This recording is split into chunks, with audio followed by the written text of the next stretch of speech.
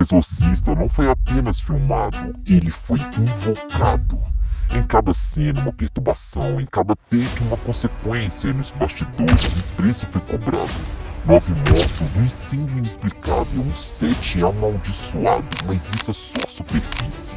Talvez o diretor tenha experimentado fruto proibido do realismo, e o sabor se tornou viciante. Ele queria a verdade na tela e sacrificou tudo por ela. Hoje eu vou te contar uma história que envolve mortes, manipulação, pactos e mentiras. Uma história que eu não vi ninguém contando e que merece ser revelada. Esta é a história não contada de O Exorcista.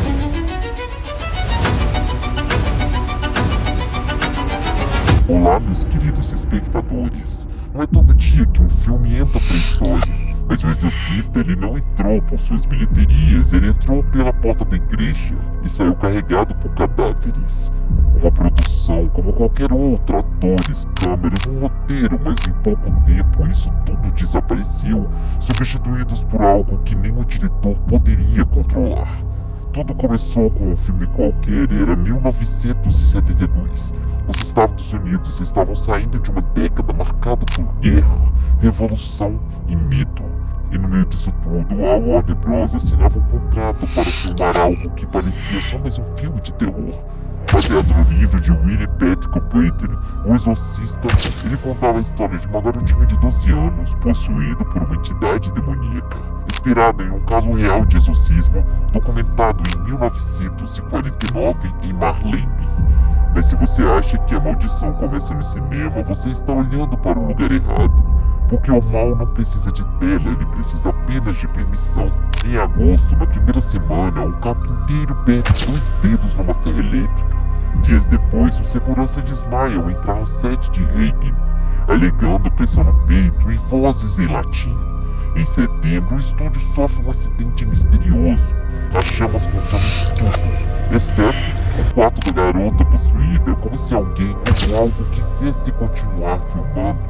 A perícia ela nunca encontrou a causa do fogo, e em outubro de 1972 as mortes começam.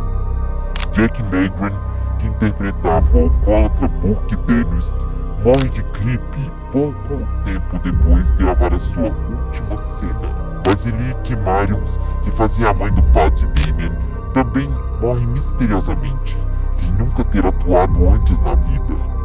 Ambos os personagens morrem no filme e ambos os personagens também morrem na vida real. E em novembro, acidentes no elenco. Linda Drake sofre um acidente na coluna durante a cena que é jogada de trás para frente por forças invisíveis. O grito da garota é real, afinal ela estava se machucando para valer. Ellie Buster também se fere gravemente nas costas, por conta de uma cena onde o cabo a puxa para representar o impacto de um golpe. E isso tudo foi antes mesmo do filme ser lançado. Agora vamos ver o que aconteceu depois. Em 1973, durante a estreia em Roma, um raio atinge uma cruz do topo de uma igreja próxima ao cinema. O público ele entra em pânico, pessoas vomitam, alguns desmaiam. Há relatos de ataques epiléticos e possessões espontâneas em várias sessões nos Estados Unidos e na Europa. Em março de 1973, um operador de câmera sofre um colapso nervoso e abandona a indústria. Ele alega ter visto algo que não estava no set. Em maio, a assistente da produção sofre um aborto espontâneo. O bebê não nasce, mas o grito que ela deu naquela noite ecoou no estúdio por semanas. Você pode chamar de coincidência, pode chamar de maldição, mas o caos não age sozinho. Tudo isso aconteceu e ninguém perguntou quem estava no comando. E se não fosse só azar? E se alguém estivesse alimentando tudo isso? O filme estreou em dezembro em 26 cinemas. Mas bastaram algumas sessões para o mundo nunca mais ser o mesmo. As filas davam voltas nos quarteirões, mas quem saía do cinema não saía inteiro. Desmaios, vômitos, ataques de pânico, sessões interrompidas, ambulâncias estacionadas do lado de fora como se fosse uma zona de guerra. Pessoas relatavam sentir presenças a seu lado durante o filme. Outros afirmavam que seus rádios quebravam e os mais sensíveis juravam ouvir vozes em latim ecoando no escuro. Em 1974, uma mulher tenta processar a Warner Bros.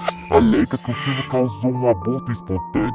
A juíza, ela rejeita o caso, dizendo que não há como julgar o sobrenatural.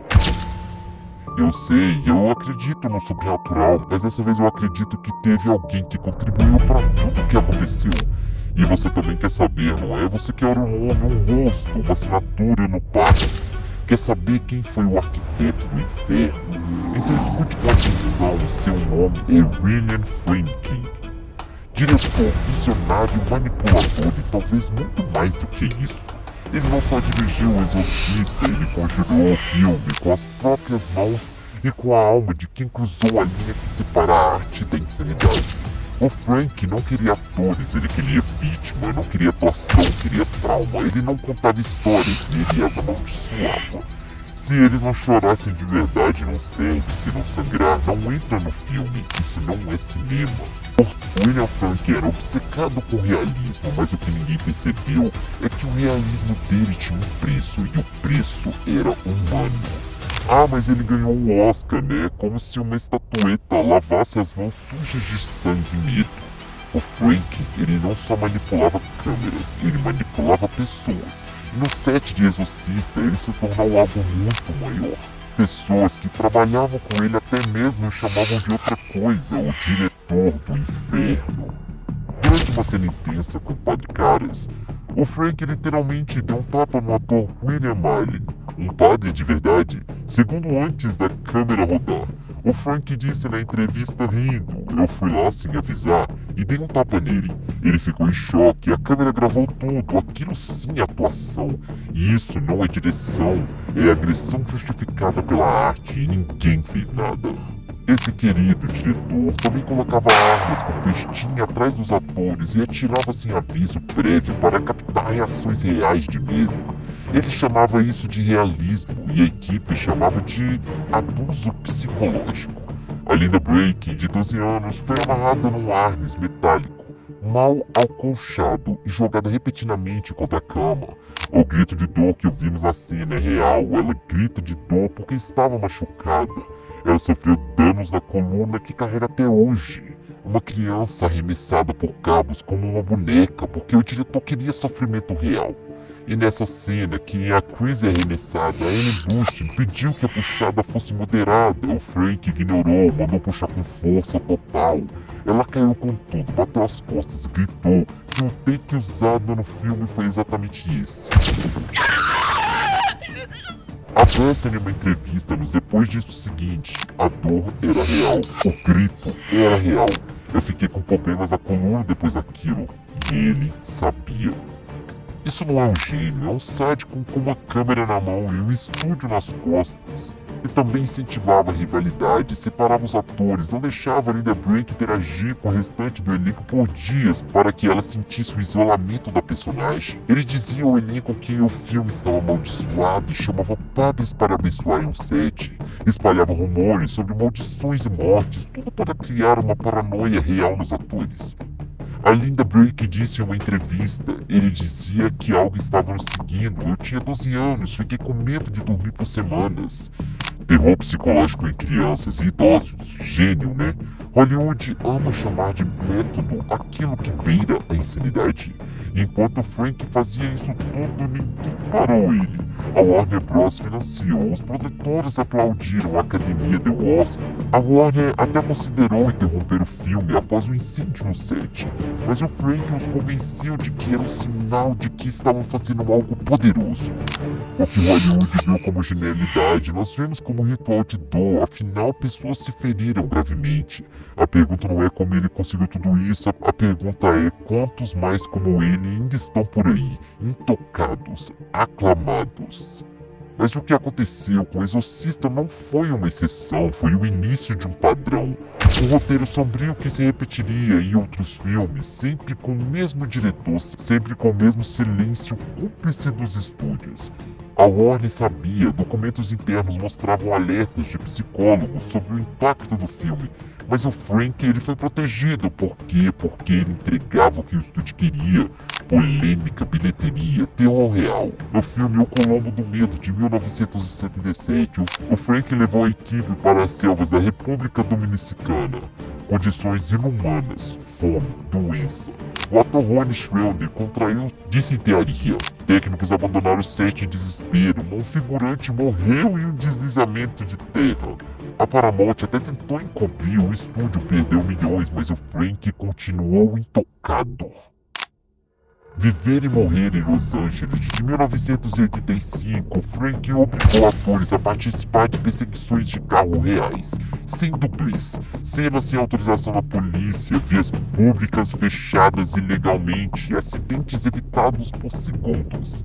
Tudo por um plano perfeito, uma sequência autêntica, uma assinatura que custava vidas. Em Rampage, em 1987, o Frank mudou o final do filme contra a vontade do estúdio. No final original, mostrava o assassino recebendo tratamento psicológico e o Frank exigiu pena de morte. Ele queria deixar a mensagem clara, ele queria sangue. E aqui encontramos um padrão que coloca atores em risco, viola protocolos de segurança, ignora recomendações médicas e psicológicas, exige sofrimento real e cobre com silêncio e acordos. E ela é chamado de gênio, mas nunca de abusivo, nunca de perigoso, nunca de criminoso.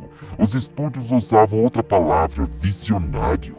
Visionário, a palavra mágica que limpa qualquer rastro de sangue. Mesmo em seus últimos trabalhos, o Frank seguia com a mesma conduta.